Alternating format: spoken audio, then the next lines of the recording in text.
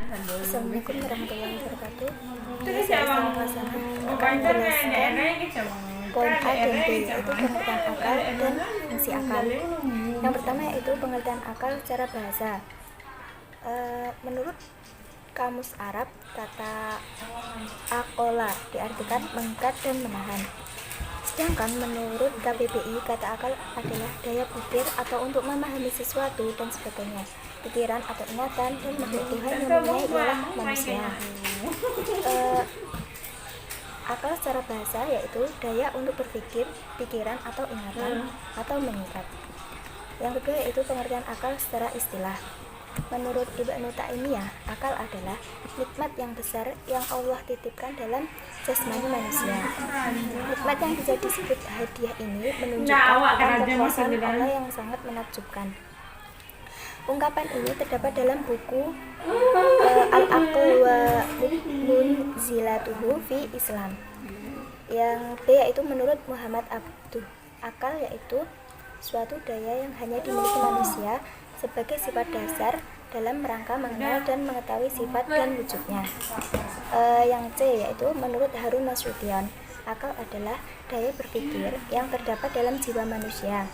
Daya yang sebagai digambarkan dalam Al-Quran untuk memperoleh pengetahuan dengan memperhatikan alam sekitarnya.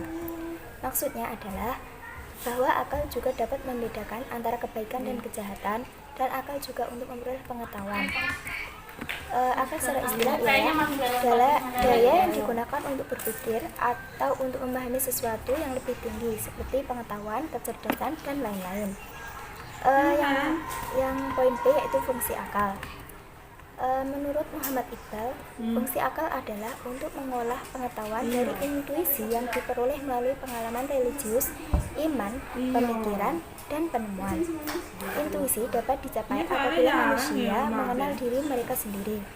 Mengenal diri sendiri hakikatnya adalah membuktikan eksistensi Tuhan.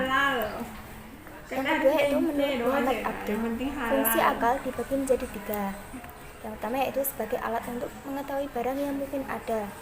Yang kedua sebagai alat untuk mencapai suatu barang yang wajib adanya. Dan yang ketiga yaitu jalan dalam mencapai suatu ilmu terhadap barang yang mustahil adanya. Maka fungsi akal yaitu untuk membedakan yang benar dan yang salah, dan untuk mengingat, menyimpulkan, dan menganalisis. Baiklah, di sini saya akan menjelaskan tentang klasifikasi akal menurut beberapa tokoh, yaitu yang pertama menurut Imam Al-Ghazali, yang kedua yaitu menurut Al-Fath ad-Din Ar-Razi, dan yang ketiga yaitu menurut Abu Yusuf Yakub Ishaq Ashabah Al-Kindi. Yang pertama yaitu akal menurut Imam Al-Ghazali. Nah, di sini Al-Ghazali membagi akal menjadi 2 macam, yaitu yang pertama yaitu akal praktis dan akal teoritis. Akal praktis yaitu akal sebagai sumber penggerak dalam mencari pengetahuan. Dan yang kedua yaitu akal teoritis, yaitu akal yang menjadi daya atau kekuatan untuk mengetahui sesuatu secara abstrak. Dan akal teoritis menurut Al-Ghazali dibagi menjadi 4, yaitu yang pertama al-hayulaniyah atau material, yang kedua yaitu akal naluri, dan yang ketiga yaitu akal aktif atau aktual, dan yang terakhir yaitu akal mustafid.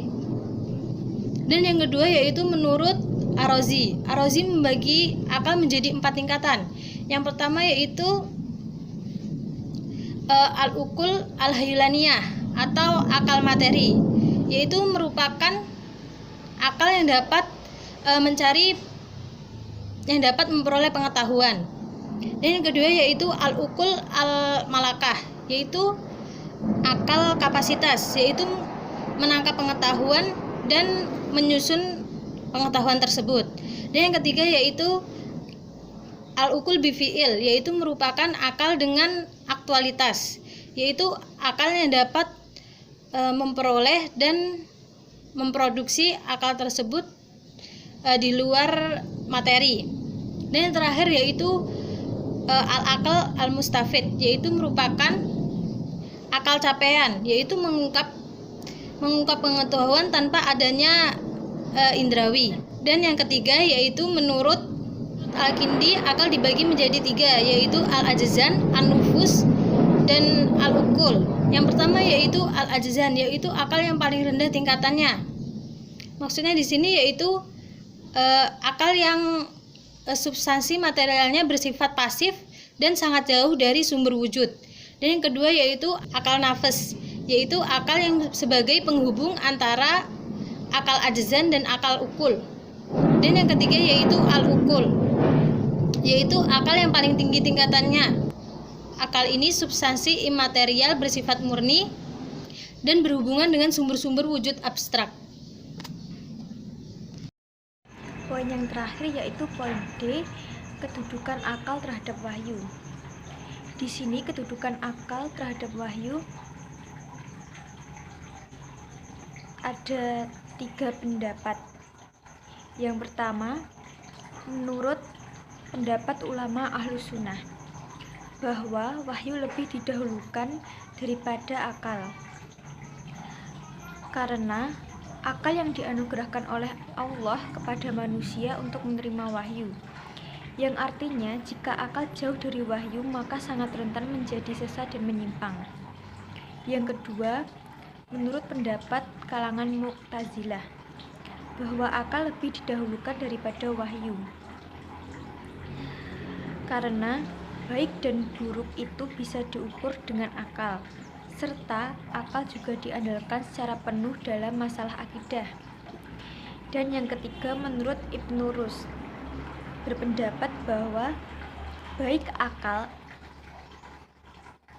dan wahyu sama-sama selaras, yang artinya sama-sama bersumber dari Allah dan saling berkesinambungan satu sama lain.